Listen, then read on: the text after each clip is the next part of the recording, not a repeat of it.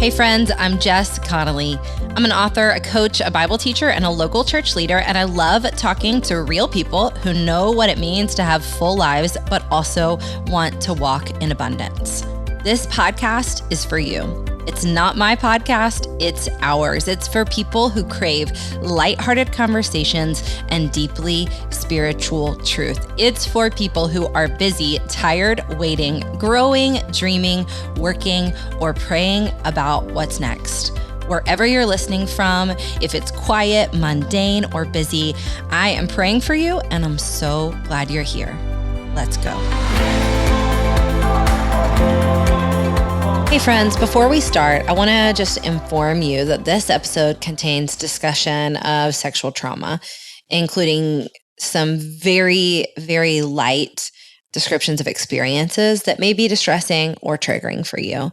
So we know this is a really sensitive topic, and we encourage you to take care of yourself as you listen, and also to care about who you might listen to the episode around. And it's definitely not suitable to listen to with kids. If at any point you feel uncomfortable or overwhelmed, we massively encourage you to prioritize your well-being by pausing the episode or skipping certain parts, or maybe just coming back to it at a later time. I also want to just advocate, if you haven't listened to episode 3 of the Jess Connolly podcast, you need therapy with Kobe Campbell. It's an incredible resource for finding a therapist or figuring out what those resources might look like for you, no matter your budget. I hope you enjoy this episode. How do we support our minds and protect our spirits when we're in the middle of heartbreak? When you're in a massive life storm, how do you lean towards breakthrough and not have an absolute breakdown? When it feels like you're pushed to the edge of heartbreak, burnout, or brokenness, what can you do to take care of yourself? If you're in a hard season, or if you just want to steward your mental health, this episode is for you. I'm sharing the 5 tools that have helped me in the last year when I felt like life was absolutely going to take me out. Elizabeth, welcome to the podcast. Hi, Jessica. Thank you. You're the perfect person for this podcast because I do feel like, let me just honor you for a second, okay? Let me just tell you. But you are a very safe space for me to talk about my mental health. And I enjoy talking to you about how I'm doing. Number 1, because you're a good listener. Number 2, you're very wise. Number 3, you balance kingdom principles with worldly tools very well. Wow. Thank you. You know? I hope. You do. Yeah. So thanks for doing that for us today. Wow. Thanks for having me on. I'm honored. Before we even get into the episode, I want to just say, we're saying like she had a breakthrough, not a breakdown. Yeah. We want you to have a breakthrough, not a breakdown. But listen, sometimes you got to have a breakdown, okay? Oh, yeah. I don't know if you're actually really human if you haven't had a breakdown. Right. And like maybe the breakdown is often the start of the breakthrough. Yeah. So I don't want to villainize breakdowns, you know? But it humanizes us very quickly. Yeah. And it gives opportunity. I always say, well, this is not an original term to me, but beauty from ashes, you know? Yeah. You got to have the ashes for the beauty to come. Yeah, you do. We don't want them. Yeah. But we appreciate the beauty more. Yeah. Once we've known. So I'm really just going to be sharing like personally, okay, these 5 things really helped me. I've shared on the podcast a little bit. I feel like I can say what the last year has been like a lot more concise now. Yeah, you can. I can like, I can tie it up in a bow, even though it's not in a tidy. bow. Yeah. But there is no doubt for me, the last 12 months has been the hardest year of my life. 100%. And you have lived through a lot of that with me. And some of it we've shared publicly, some of it we haven't. I think it may even be helpful to say, like, what does a potential breakdown look like? You know what I'm saying? Yeah. What do we mean when we say that? Yeah. And I'll just say for me, like getting to the very edge of that is like, you know, I had grief that, again, some of it was public and some of it was private. Grief that left me like physically ill. Yeah. Really not wanting to get out of bed. Yeah. Anxiety that was confirmed. Like there were things happening that were so scary and so terrifying in my body. My body was reacting. Yeah. You know? Yeah. Yeah. And I would say for me, what it kind of, I don't know, exacerbated all of that or made it difficult was I wasn't in a place in my life where I could stop showing up. So I had to keep going to church. I had to keep preaching to some degree. I did take a 4-month break from preaching. I had to keep talking about my book and not like I have to do all of that, but like I did have to do all of it. The world keeps going. Yeah, the world keeps going. And I know a lot of people can relate to that, obviously, you know, like you might be in the hardest season of your life and your kids still need supper, you know, or you have to keep going to your job. And so today's episode is not prescriptive for anybody else. I'm not saying like do these things. I'm just saying these 5 things really help me. And they're going to go in order of free to like, they're going to cost some money. Monetarily free. Monetarily free. Yeah. When I first described this to you, you were like, free to what? Well, because she said, how will we get free? She said, you know, free to not free. And I was like, I don't think that's how it works. We don't want to go to not free. I was like, what do you say more words? What? And then she was like, no, money. Yeah. Money. I was like, got it. I want to give people some things they can do. Wherever you are. Yeah. But I will say all 5 of them changed my life. Okay. So the first one is this. The sachet practice, I'll talk about it till I'm blue in the face. And to be fair, she said this yesterday and I was like, the what? Yeah. And then she said it and I was like, oh, I didn't know it was called that. I thought that I had talked to everybody about it, but I will say just this week, I told another one of our really close friends about it. And she was like, I don't know what you mean. Yeah. I was like, huh? And I have been in years and years and years of therapy. And I was like, oh, interesting. What made me do the sachet practice is it was an assignment for school. It was an assignment for seminary. I had to like pick one practice that I would do before life felt really, really, really heavy. And the sachet practice is really just a journaling practice to help you check in with your feelings. Sachet, SASHET, stands for sad, angry, scared, happy, excited, tender. So the way I do the sachet practice is I write out that word like it's an acronym in my journal, SASHET. And then I go through each of those emotions. I do this 2 to 3 times a week. It takes about 5 minutes. And I do physically have to write it down. That's part of the process for me. I think I'm going to share in a minute why I think it's helpful. But then I kind of scan my heart, mind, soul to say like, which of these emotions am I feeling? And I love that. Why it's so helpful for me is because honestly, if we don't acknowledge and retrieve and name our feelings, we will live into them. And honestly, we'll live out of them in our bodies, you know? So the amount of times that I've been saved by acknowledging in the morning, like I'm actually really scared. And then I get to decide, well, what do I want to do with that fear? Yeah. You know, maybe right now I want to pray. I want to ask God to help. Maybe I'm scared or like I'm anxious because of like some task that didn't get done. So when I notice it, then I can say like, well, did that task need to get done? Can I do it right now? You know, instead of moving into my day like a ball of nerves. Yeah. You know, which is really, really, really helpful. But I want to also just say that I think that the act of writing it down and journaling, I mean, I would say like an asterisk here for the practice of journaling that I'm going to say something bold. Okay. Please. I can tell when people don't journal. Yeah. Can you? Yeah. Yeah. I can tell it in my life. Yeah, me too. And others. I'm like, you got that pent up. Yeah. There's something about physically getting it out of you. Or even if you're not doing pen to paper, but like typing it. I have to type sometimes because it's like, it's faster for me, but it's that literally getting it out of you is so, and something about seeing it written. Yeah. That you're like, that's in my head. And now that is out there. Yeah. I came with scientific data. Okay. She's a student. Here's why journaling helps, like pen to paper, or I agree, typing. Sometimes I have to type. Getting it out. Yeah. It helps us with enhanced memory and comprehension. It engages the brain's retrieval processes. It boosts our cognitive processing. It has scientifically proven benefits for stress reduction and emotional regulation because it activates the prefrontal cortex and reduces activity in the amygdala. I'll keep going. It can lead to improved mood and mental health, increased serotonin levels. It encourages mindfulness. Also, It leads to enhanced problem solving and creativity. It fosters creative thinking, supports lateral thinking.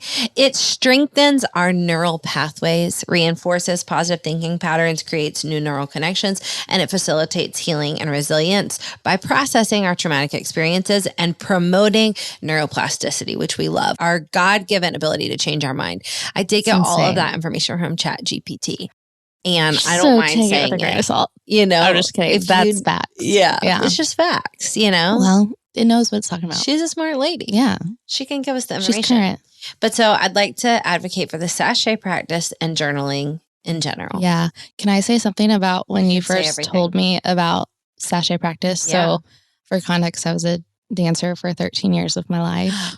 Okay. And it's funny, like as we're talking about this, when you first said sachet, I was like dance? Like sachet. Like sachet. Yeah. Sachet. Is it spelled the same?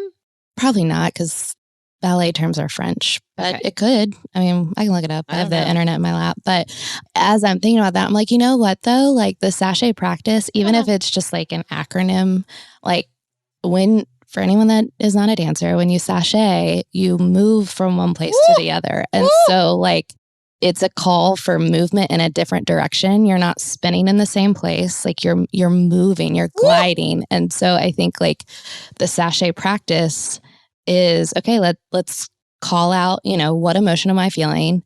And then how do I move forward in a place that leaves me in a different space? Yeah. You know, sometimes it's graceful, sometimes it's not. But I don't know, that as you were saying all that, I was like, wow, actually that's kind of wild. Yeah. And that's a huge thing we talk about in our coaching practice as well, is what can you do to take the next step forward? It doesn't have to be grandiose. It can be very minimal, but what is something that can get you to that other place? And exactly that practice of acknowledgement and getting it out, like moving yourself from one place to another, even if it's a slight shift. You're still in the same space, but in a different spot in it, you're shifting your perspective. That's deep and very beautiful.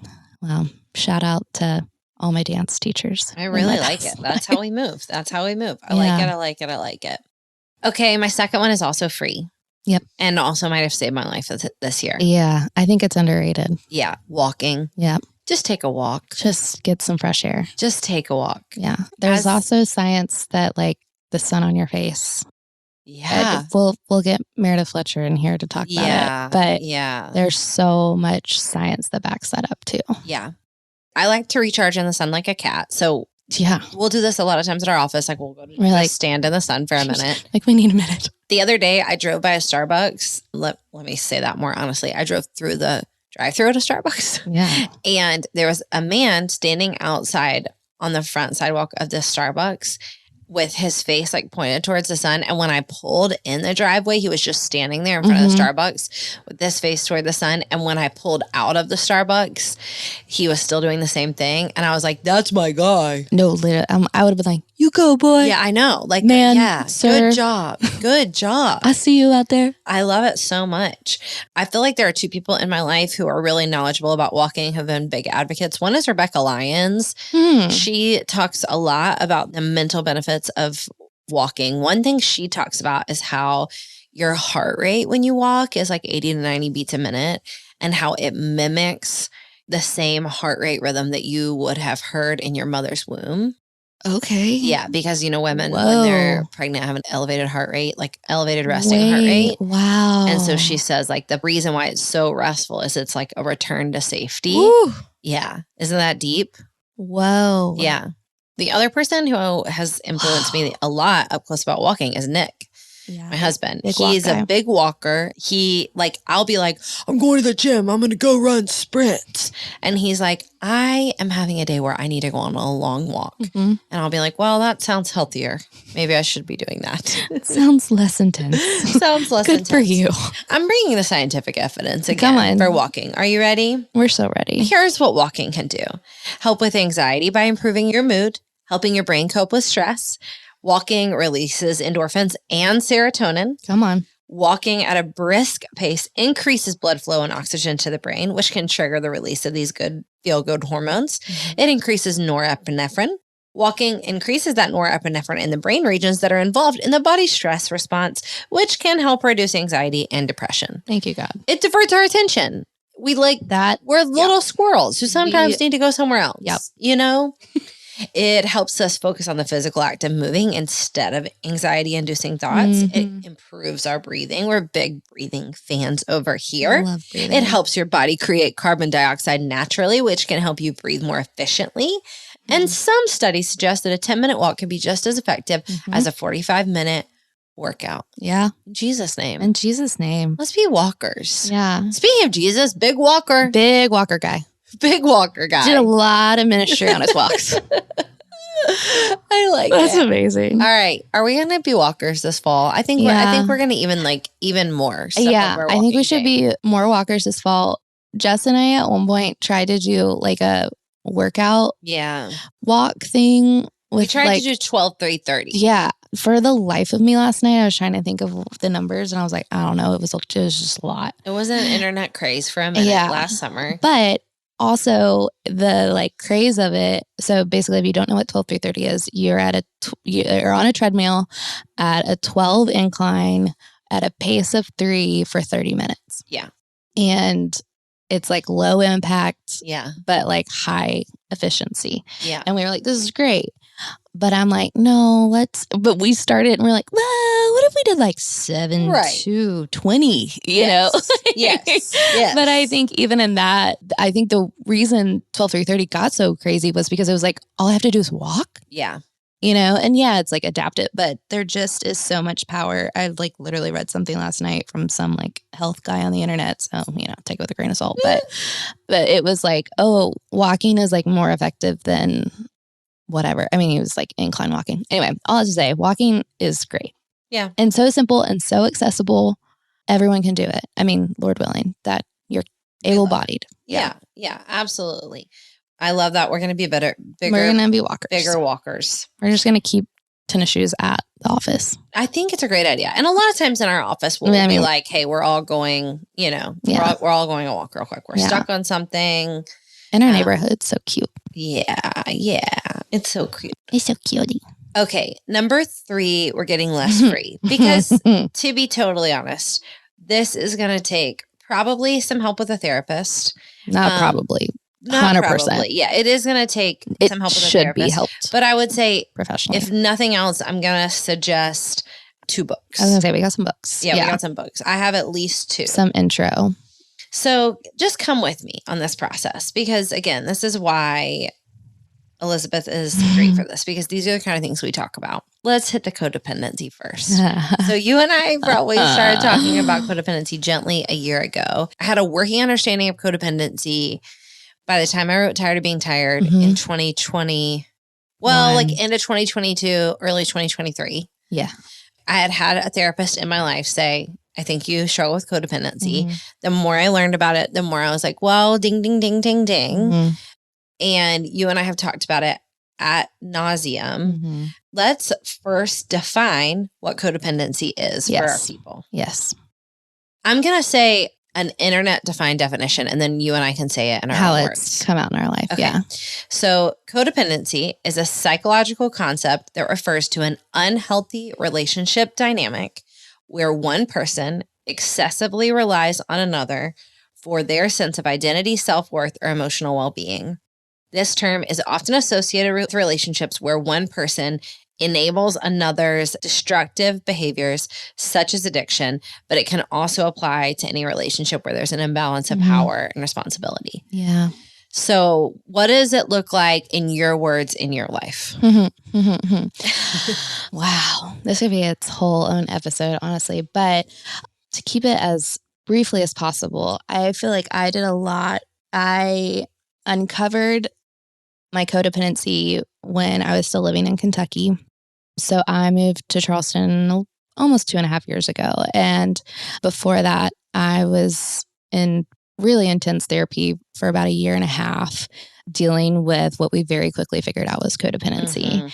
Yeah, there's a lot to the story that I'll keep private, but what it looked like, my codependency looked really sneaky because as women and Christians, and I don't want to like paint that over everyone, but I'm also an Enneagram 2 poster child. And so I would like lay my life down for anyone in 2 seconds. And that is, some people would be like, that's so beautiful. I'm like, it's actually really toxic. Yeah. Depending on your motivation. Depending on my motivation. Yeah. And so I think a lot of my behavior looked like it was rooted in something really kind and generous and loving.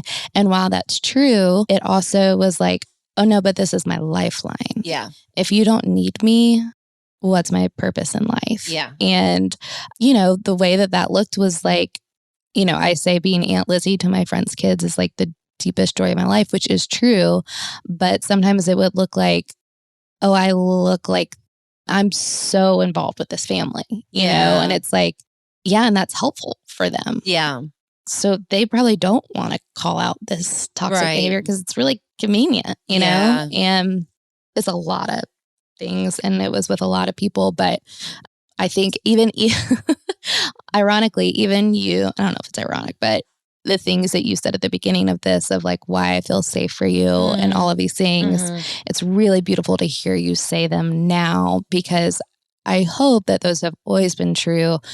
But I think once upon a time, before I really understood codependency, all of those things were true out of a place of like striving and like, well, because I have to be that for you. Yeah. And if you don't have that, then are you going to be okay? Are you going to live? Can I fix your life? Yeah. I don't know. It's really, really messy. And I think everyone's codependency can come out really differently. Yeah. And the beginning of it can look really different. So probably one of the books you're going to recommend is what I think it is. Yeah. Is a book called Codependent No More.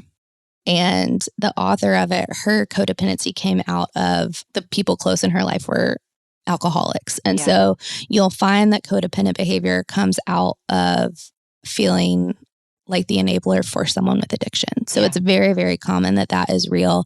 And my family of origin, my family won't care if I say this, like addiction runs rampant in my family. Both sets of my grandparents were alcoholics. If me and my parents and my brother aren't mindful, like we could easily become that too. Yeah. And so I always have had that, like, okay, it's in my blood. Yeah. Like how does this come out for me? And it was really interesting. My therapist was like, well, in a way, codependency is addiction. It's an addiction to relationships. Yeah. And I was like, holy moly. Yeah. That when she said that, I was like, but also thank you. Thank you that I don't have to keep searching for like, where is addiction going to come out for me? Yeah. And thank you that it's like a safer thing, that it's not substance, but it's also like safer, quote unquote. Right. But it is still destructing. Yeah.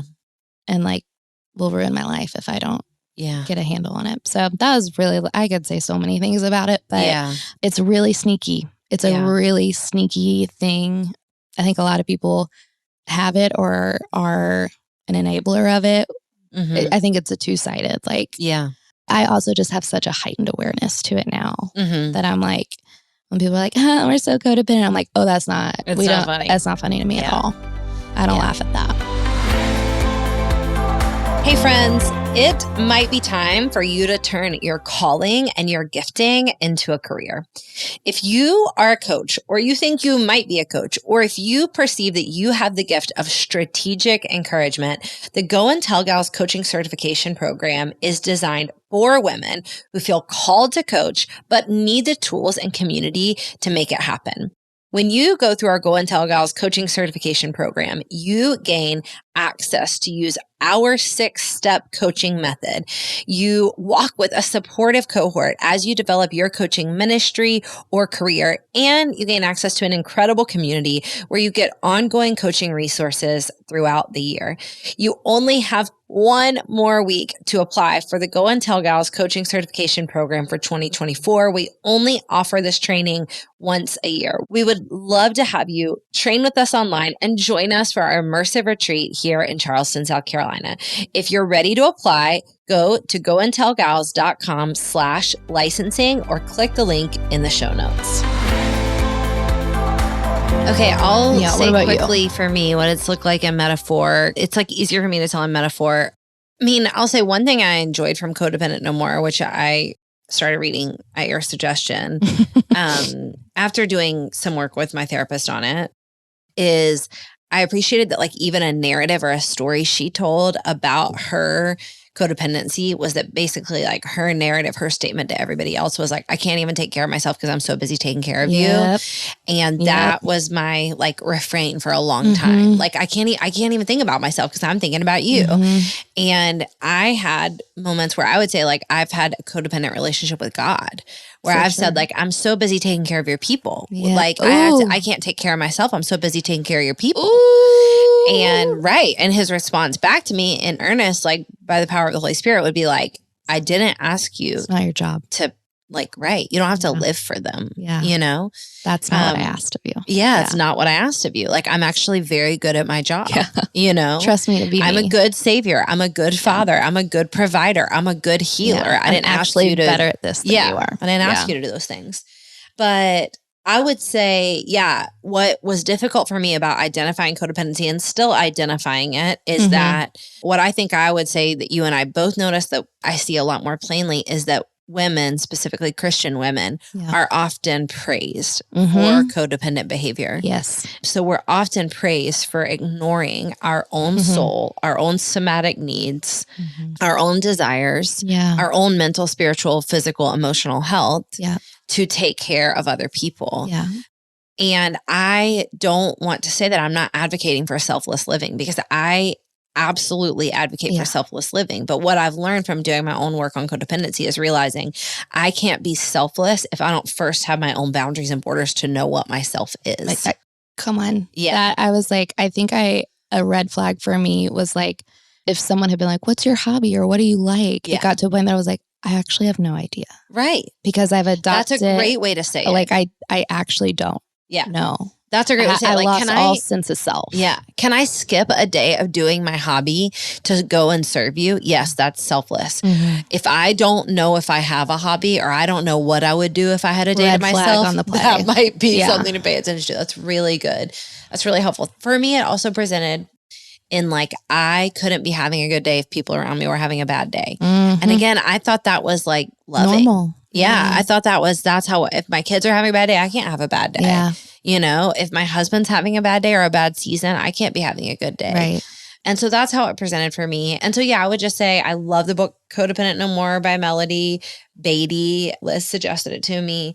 But I would also say this is something you can talk about with a therapist and it can be really, really helpful. Highly recommend. I'll give one more example of a metaphor that I just heard about codependency that really helped me.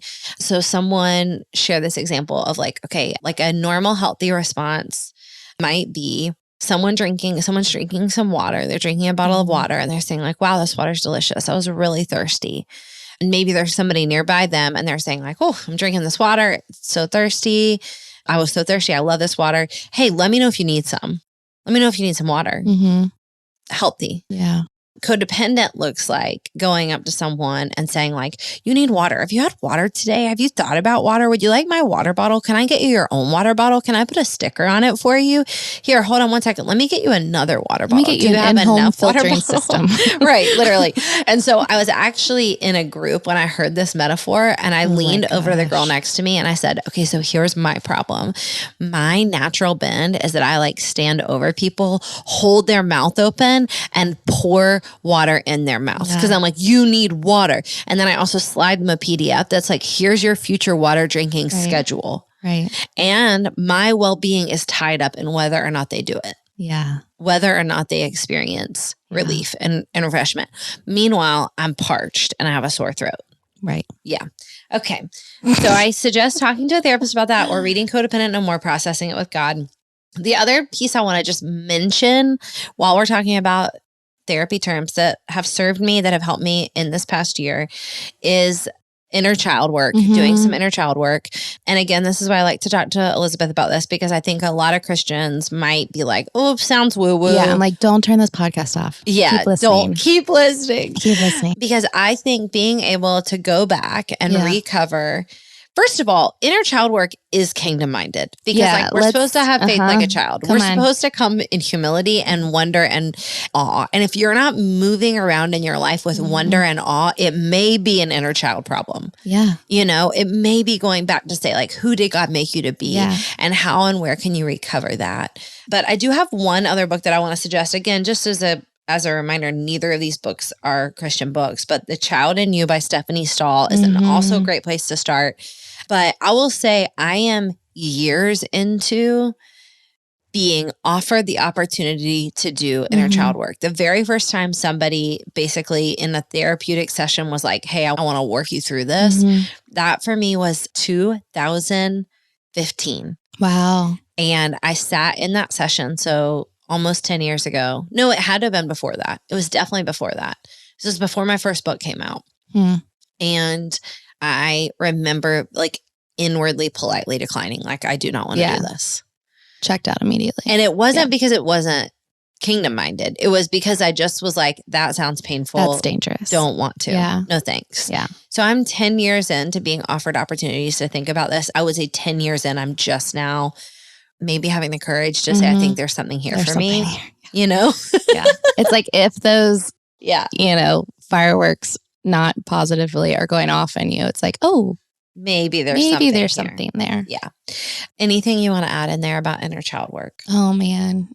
I mean, it saved my life, but I think I was approached with it in a way that it wasn't approached as like, let's do inner child work. Right. But a part of my story is that I dealt with sexual exploitation when I was 8 from a peer that was a neighbor. And I didn't realize it was a part of my story until I was 22. I was sitting in a child abuse training course and I was like, holy smokes. Yeah. That I was that kid. Yeah. And so then that was really where all this therapy started. And I remember just looking at my therapist. I'm like, okay, yeah, this happened, but like, how do I move on? What do I do with this? Yeah.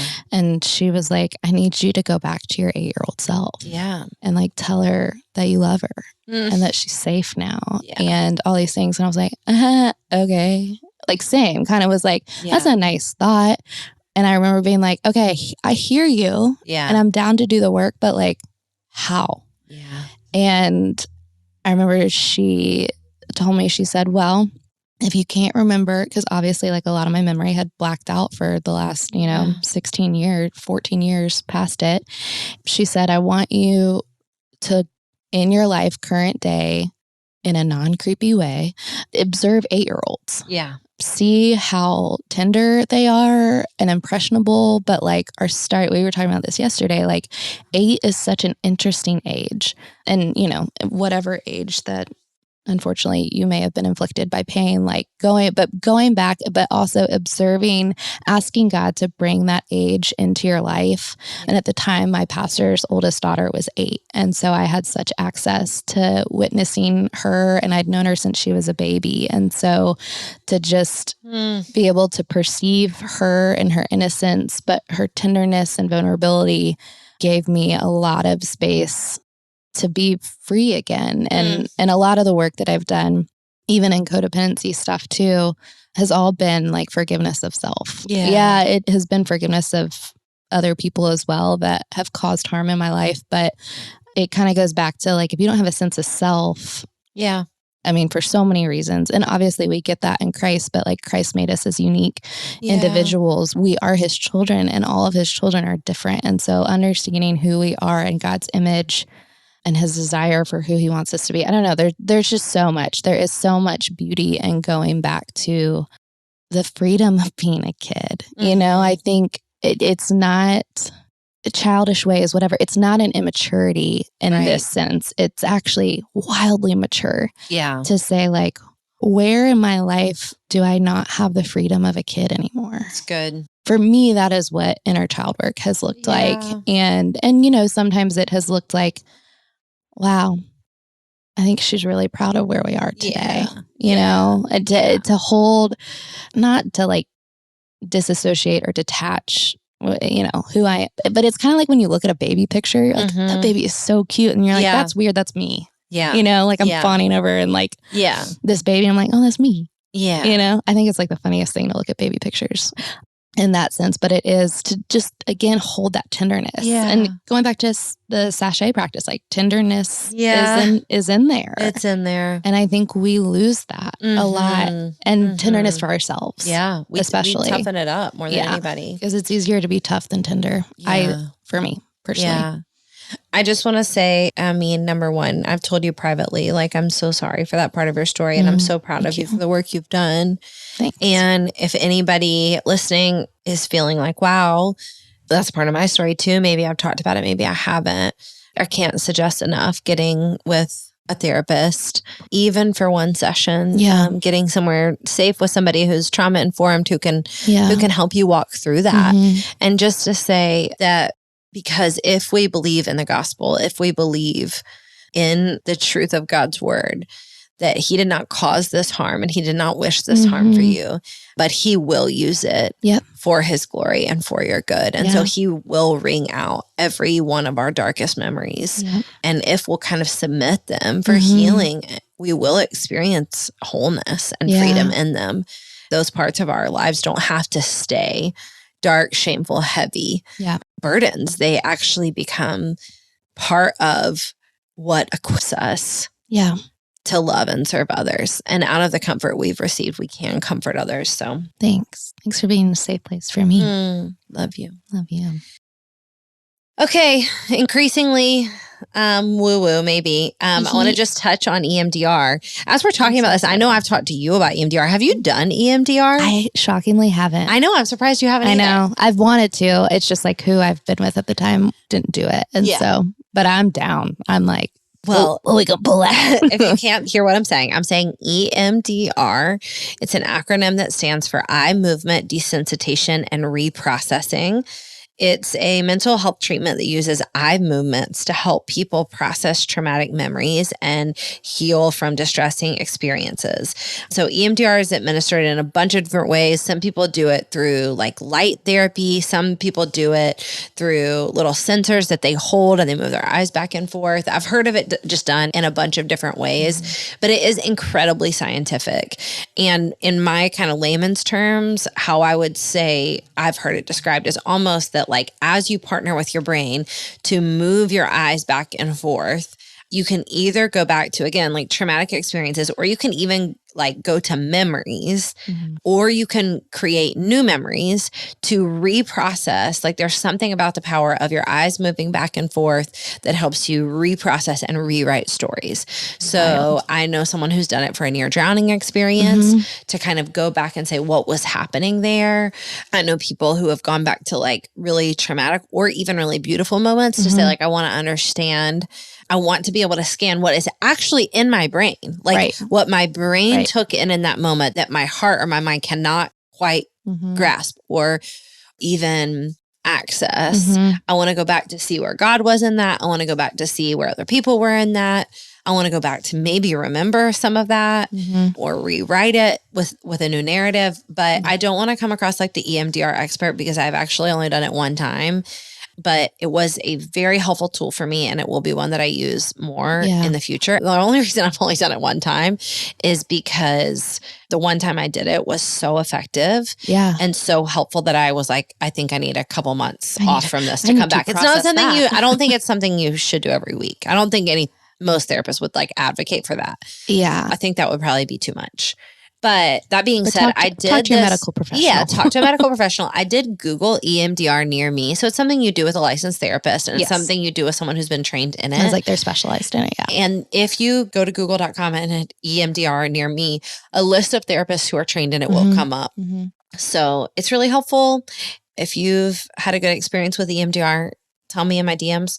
I'll also tell you, I've heard from people who didn't have a great experience with it. Yeah. I've heard from people who are like, didn't work for me. Didn't need it. I've the majority of people I have talked to that have done it have been like, holy smokes, that was wild. Yeah. You know, and I think kind of that is everyone's reaction is like, dang, interesting. Yeah. That's kind of crazy. Yeah. But yeah, I hear more positive than negative. The negative is very few, but even in the negative, it's not even like, I hated it, it was terrible. Right. It's just like, interesting. Didn't necessarily change my life. Which I think also can be held with like, well, were your expectations super high? Yeah. Because I also think, I don't know. There's a lot there because we can brain block ourselves if we whatever. But it's interesting. Yeah. It's wild. Helpful tool. Yeah. Take it or leave it. Yeah. Okay. Very lastly, we're going to talk about on-site. Yeah. So I just came home from the Living Centered program at On-Site. Fresh. If you don't know what On-Site is, it is an organization that offers many different therapy programs. OnSiteWorkshops.com. They have everything from e-courses to truly they have a 30, 60, 90-day program where you can go and do inpatient care. Yeah. But the Living Centered program, I think, is one of their most well-known programs. And it's 6-ish days. It's kind of what founded it, right? Yeah, I think. Maybe. I perceive. Yeah, I think so. It's an organization that's been around for decades, I think over 30 years. And they've been doing the Living Centered program, I think, for over 30 years as well. Yeah. And it's a 6-day therapeutic experience, retreat. Yeah. That focuses on group therapy. When you show up there, you give up all your electronics. You don't contact your family or anybody in your life for a week. And people go for all different sorts of things. Some people are going for addiction. Some people are going because maybe they're going through a huge life trauma or event, like a divorce or a loss. Some people are just going for life maintenance or to kind of get more in touch with themselves. So I would just love to share my experience. I have a lot of friends who have been. Yeah. And then my husband went for the first time last year. And and I'm fresh off coming home myself. Yeah. And I'm going to steal the interview chair. Yes. And just ask you all the things. Go for it. No, it's been really, I almost said it's been really fun. Fun is not the word to use. But on-site has been a thing I've heard about and known people that have gone for years and years and years. So it's been sweet to be up close and personal with people that have gone to really be so how is it really? Yeah. Yeah. Let's start with, you just said a lot of people go for a lot of different reasons. Why did you go? Yeah. Okay. So when I decided to go, I've always thought I'll go sometime. Right. I'll go sometime. When I decided to go after Nick went. So Nick went last December, which he's talked about on the podcast. He had a mental health crisis where he began experiencing acute panic. And we immediately tried to get him into on-site. And we had a lot of friends go and experience wild healing. And to be honest, we weren't sure he would be able to go. We weren't sure he was mentally well enough to go. We weren't sure he would be well enough to get there. To get on the plane and go because he was struggling so much.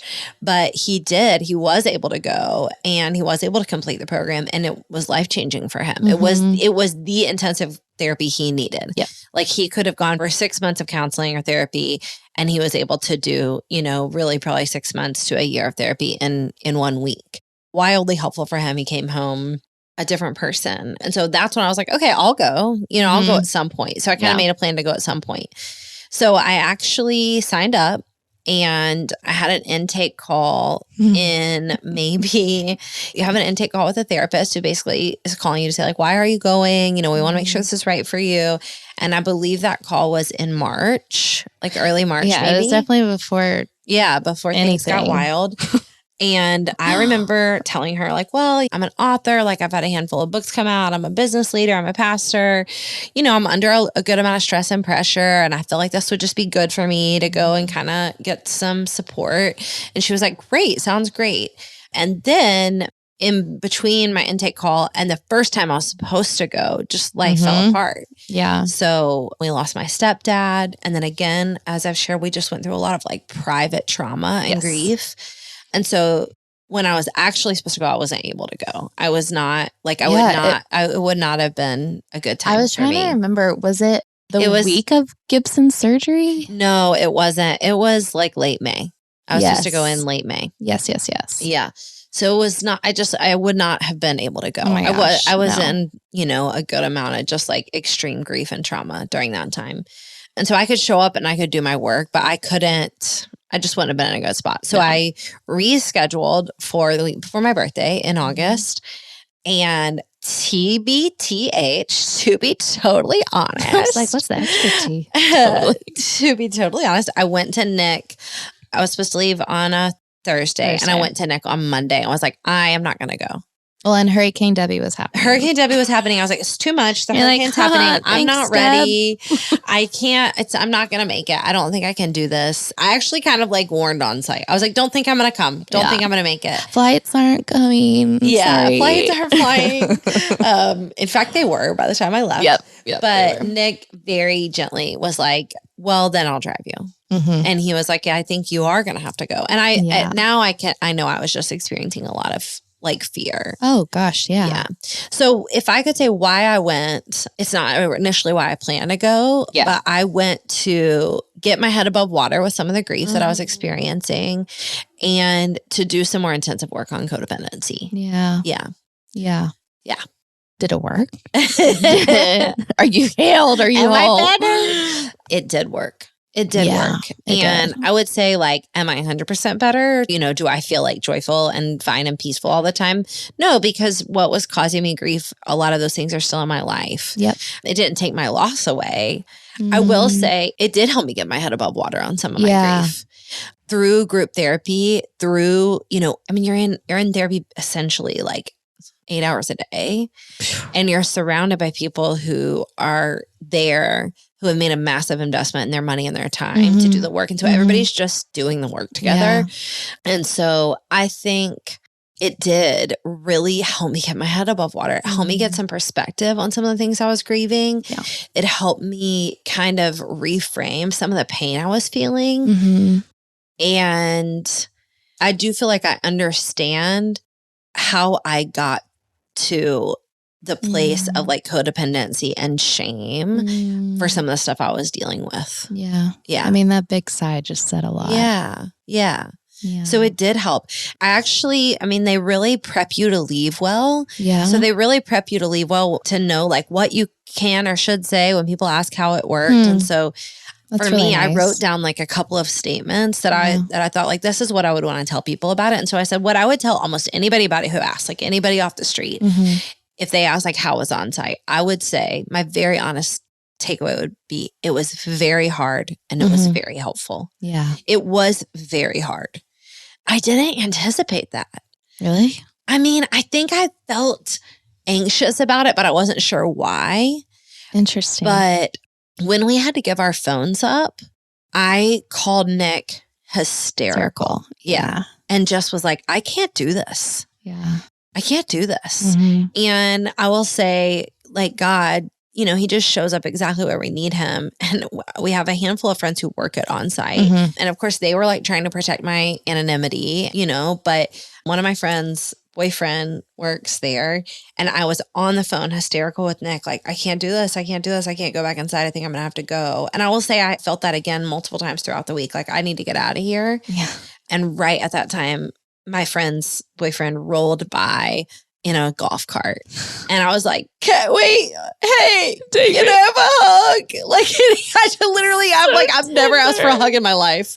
And I was like, can I have a hug? And he was like, yes. In fact, you can. Yeah. So I would say it was really hard and it was really helpful. Isn't that how it goes? Like, the most helpful things are the hardest. Yeah. If you can imagine the hardest 1 hour therapy session of your life and then multiply it times 50. No thanks. You know? So it's like, it was that kind of hard, you know? Yeah. And that kind of helpful. Right. Because then imagine the most helpful therapy session of your life. Right. Multiply times 50. That's a lot for your body to hold. It is. But they're very good at what they do. I believe and they're very good at helping you not feel overwhelmed by it. That's incredible. They're really good at helping you prep for what you do. And they're really good at helping you come down from it and process it. Wow. They're really good at like the rules and the boundaries and the borders they give so that it feels really safe. That's incredible. Yeah. Because I feel like what all of that could do to your body. Yeah. That's wild. Yeah. That disconnect though. Yeah. Not having your phone. Yeah. Just your lifeline. Yeah. You're like, bye. Yeah. Nick and I, we both said it. I mean, that's obviously the hardest part. We have talked every day of our life since I was 17. Well, because I remember when he went, you were like, this is the first time I'm not going to physically hear his voice for one whole day. Yeah. And it's 6 days, you know? So we talked every day of our life since I was 17. So to not do any of that. Now, I will say, like, we found out what worked for us, and that was writing each other letters. So I wrote him letters when he went. For every day that he was gone, he wrote me back on the same letters, which then we adapted this time. I love it. So yeah, I wrote him back a lot of letters, and that helped. Even then, as an add-on, he kept a note in his notes app in his phone of everything that happened while I was gone, so that when I got back, I could just open the notes app and like on my own digest it. Yeah. And that was helpful. That's so for thoughtful. Us, you know, just to like stay connected. Yeah. Do you feel like it's changed your relationship with your phone being back home? It broke my dependence I had on my phone. I would say it actually has grown a disdain for me and my phone that I didn't have before. But it was probably necessary. Probably necessary. Yeah. And it just helped me like break that, like they're waiting on me. They're waiting on me. I have to be accessible. Yeah. I have to answer these. Which, like, you know, I teach women about that. Like I know what's true about that, but I for sure now I'm like, I have about one time a day that I answer text messages, and that's it. And so if I can't get to them during that time, then I just can't be accessible all the time. That's real. Yeah. I'm so proud of you. Yeah. Okay. I have so many thoughts and questions about just the whole concept of group therapy so I've never experienced it. Yeah. And I just feel like for me personally, I feel like it would take, but you said they're very good at preparing you and like creating an environment that feels safe. But did it take a minute to be like, oh, I'm going there with all these people I've never met in my whole life? Like how did you feel safe enough to go there with people and do the work? They're good. I mean, they are good at it, but it definitely took courage. And by that's my like flowery way of saying I was terrified. Yeah. I was really terrified about like who I would room with. I was really terrified about. Yeah. Cause that's a piece of it. You have a roommate. Yeah. You have a roommate. Or two. Yeah. I had two, but you know, God did what God does. My roommates are wildly important to me, and like, I think they'll be a part of my life forever. They're special. And same with the people in my group therapy. Like one way or another, I think we'll be a part of each other's lives. You know, like you can't go through something like that and not be marked together. You can't hold each other's stuff in that way and not like remember them for the rest of your life. 100%. You know, it was terrifying. Yeah, it's really scary. And I'm like, my Enneagram 8-ness, I identify as an Enneagram 8. Like there are a lot of people, you know, in our life who like are like, really, are you sure you're an 8? But it shows up the most in that, like, I like safety and I don't like feeling out of control and I don't like feeling exposed. Right. Insert on site. Yeah. So it was important. It was important. Yeah. It was good for me to do it. I'm literally so proud of you. You're so kind. Well, that's the bravest thing. I really can't suggest it enough. Like it was such an honor. I'm definitely still processing it. I'm definitely going to keep talking about it. I can't suggest it enough. Do you feel like it's a thing that you're like, and anyone and everyone should do it? Or do you feel tender about like specifically suggesting it for certain people? Yeah. It's a good question. I mean, it's a huge investment. Yeah. It's like a very expensive vacation, you know? It's not a vacation. But it's not a vacation. Except they do take very good care of you. They do. They practice what they call healing hospitality. So you will be in a very nice setting at all times. You'll have amazing food. Yeah. Like the best food, great coffee, the most comfortable bed I've ever slept in my life, TBH. Yeah, just great, you know? But I would say, like, if you're like, oh, that sounds nice, I don't know that it's something I would suggest for someone who's just like in a tidy, easy place. Like if you're like, I just would like to do some inner work, you know, I would say like start with therapy, you know. I was going to be like, if you think you're in a tidy little place, like maybe go to therapy. Yeah. Or like maybe get coaching, you know. Maybe let's like ruffle your feathers a little bit. But let's say if you have something in your life, either trauma or grief or like a memory or I don't know, some block that you are not able to get past with traditional therapy, or you don't have the time. Like I would say that's how I felt about my grief, is that I'm like, I am in therapy. I have to begin to move on with my life while I grieve. I need some better handlebars. I need some better tools here. I've got to get my head above water. I would say it can be really helpful. I'll also say, like, you know, the most public grief that we've talked about is losing my stepdad. And he passed away in early April and I went in early August. And I don't really know that I could have gone earlier than that. It's also not something I would say like immediately on the heels of trauma, or like extreme grief. Sit with it for let it settle into your bones. Yeah, and be able to, which is not comfortable, but that's not necessary. Yeah. That is what I, as a non-professional, would suggest. But have a call with the people at Onsite, because they will talk to you. They're really good at that intake of saying like, what's helpful? When do you need to go? What kind of program do you have? They have multiple different programs. Yeah. So they have programs for couples. They have intensives that are actually 2 days shorter than Living Centered program, where you don't do group therapy. It's just you and a therapist the whole day. That's cool. Yeah. And you stay by yourself, and it's, for some people, for some issues, they're not going to feel safe, Yeah, for sure. And so they have really great counselors and therapists and professionals who will kind of help you figure out what's right for you. Yeah, they're amazing. I can't remember, it may have been in the throes of Gibson.